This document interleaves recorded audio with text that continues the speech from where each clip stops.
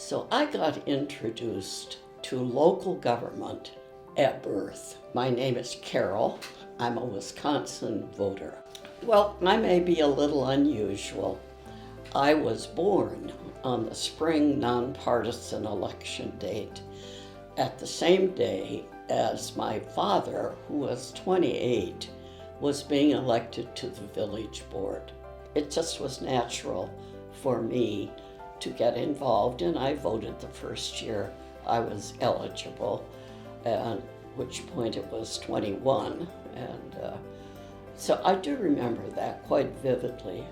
I was on campus and I went to the law school to vote. I do remember that one of my friends was trying to persuade me of which presidential candidate to vote for, and I felt fully capable of making that decision on my own. I felt very comfortable helping people with transportation, and I took a young woman who was in an office I was working with. It would be her first election, and so I said, "Where do you live?" And she told me. And she said, "Well, I live in the city." And I said, "No, you don't. You live in the town.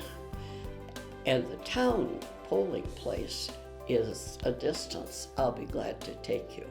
So I took her, and that was a very long time ago. And within the last 3 or 4 years, I've run into her again.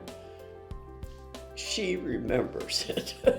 And she said, "I've done the same thing. I've said to people, if you have any trouble getting to the polls, I'll be glad to help." I think it's one of those gifts that keeps on giving.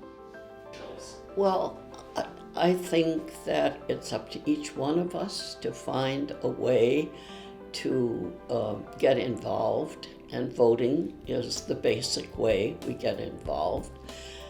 But if you really begin to learn more about the issues, or you get to meet the candidates, and you should take every opportunity so that you have a personal encounter if you possibly can. And there are many different things that will influence how you vote. It's your right to vote, and I think it's your responsibility. Be a Wisconsin voter.